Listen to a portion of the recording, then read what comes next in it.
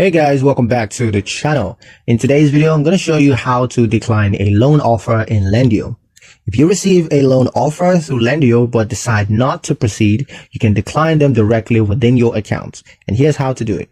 First step, log into your Lendio account and then go to the loan offers or my application section. Locate the loan offer that you want to decline and then select the offer and click decline or the equivalent option provided. Now, Lendio may ask you to provide, to confirm your decision or to provide a reason for declining. This is optional, but you can just confirm your actions to finalize the decline. Now, once declined, the offer will no longer appear as active in your dashboard. You may continue to view other available offers or just wait for new ones.